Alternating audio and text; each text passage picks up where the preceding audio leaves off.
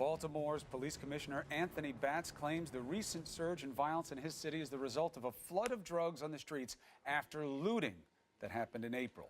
Now he is asking for federal help directly to control his streets. Let's discuss the situation and the needed fix with investigative reporter for the Baltimore Sun, Mark Puente, and Reverend Jamal Bryant, pastor of the Empowerment Temple Church. He's an organizer in the community, and he's been having unity rallies in Baltimore. Gentlemen, thank you. Mark, let's start with you. The idea that so many drugs, illegal drugs, prescription drugs, were taken at pharmacies during the riots, that they are flooding the streets. What is the factual basis for that? Well, what the police commissioner reported yesterday, the Baltimore Sun reported online Friday, in our paper Saturday, that dozens of pharmacies were looted and narcotics were taken. And we found several pharmacy owners who said that their most powerful drugs were taken. And the police had yet, a month after they were taken the reports or went and looked at the surveillance video that we uncovered. All right. So those are both very interesting. So there's definitely the supply. They were definitely looted. This is definitely the kind of stuff that has street value. Fact. However, the idea that he needs help now, what has his police force been doing until now? You're saying that there was no follow-up with these pharmacies. Was that the job of the Baltimore cops, or was that handed off to the feds or the DEA?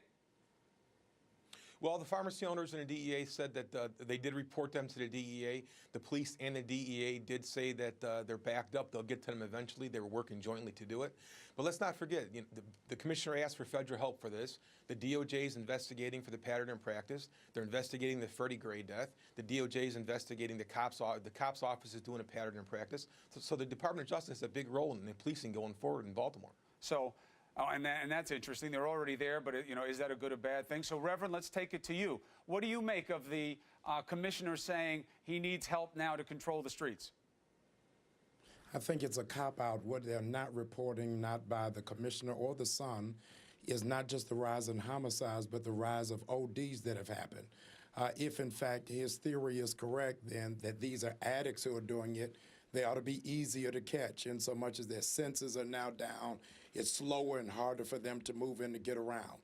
What's evident is under the bloodiest month that Baltimore's ever had, what the commissioner didn't say is how arrests are down, as is the morale of those who are a part of the Baltimore Police Department. A critical point is, yes, they need more funding, but so do those who are victims, is that there's a clear connection between poverty and crime. Poverty is clearly the punishment for somebody who didn't commit the crime. And so there needs to be funding, but it's not for policing, but for job training and for opportunities and for education in our city. And when that is infused, you're going to see a complete turnaround happen within Baltimore. Well, but here's the dilemma, right? I mean, if it were that simple to cure poverty, you would have to believe if anybody had blood pumping through their heart, we would have cured it by now. You need resources on both sides, Reverend. You need the policing there now more than ever because you have the spike in crime. And the police commissioner said his cops are doing the best they can. They haven't slacked off on the job, no matter how they feel about being demonized by the community. But that this isn't just addicts, it's gangs that have these drugs, and it's up their criminal activity. Fair distinction? Well, what has happened, which is very critical, is that while we've had a spike in homicides and violent crimes, that we have, in fact, had a downgrade in the amount of arrests that have taken place. Many of the police officers in Baltimore said that they are a little bit slow in moving because they're reticent in terms of lawsuits.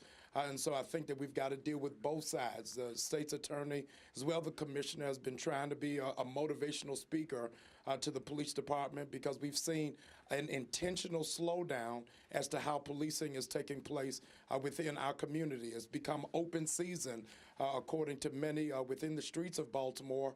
What kind of mentality says to you that when you commit a crime, it's easier to do it when you know the police are going to be slower to respond? A little bit of fair criticism here, Reverend, that you can't have it both ways. You had a lot of people in that community who were going after the police, who were saying it wasn't just about a few bad apples, that they're all bad, that it doesn't matter if the cops are black or white, they're still blue. And now they're saying, hey, we need cops. The cops shouldn't slow down, and they're criticizing the cops for that. We don't know that it's true about slowdown, but isn't it fair criticism that, you were demonizing the cops, now you're saying you need them? It's a little hypocritical.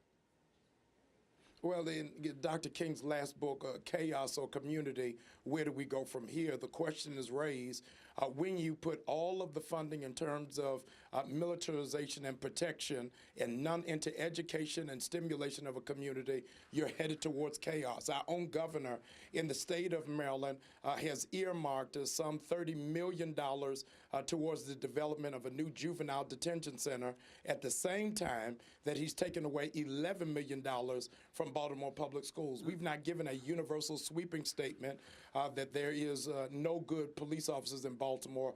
We have many young men and women who have dedicated their lives to the safety of our streets. Understood. What we've asked the commissioner to do and the DOJ is to root out those who are, in fact, malice and have bad intent. Understood. Mark, let me end with you here. From a factual basis, you've been working it a long time there. You know the communities very well. People will say there's a lot of money that goes into these communities. They have a lot of black representatives. They're all Democrats there who are supposedly about building up the social infrastructure there. Is this just about money, what plagues these communities? Well, no, poverty's nothing new in Baltimore, as you pointed out to Mr. Bryant. Baltimore has had poverty issues for decades.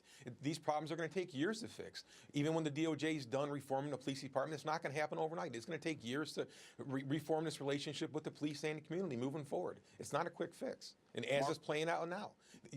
Go ahead. Finish, please. You know, the DEA and the police have both said these people who've stole the drugs, they could have been addicts, but they pointed out their gangs and they were calculated moves to get these drugs on the streets when all this trouble was going on last month. Mark Puente, thank you very much for giving us the factual basis. Reverend Jamal, always a pleasure to have you on the show. We'll continue to follow the story of Baltimore. Allison. Okay, Chris, we have some breaking political news in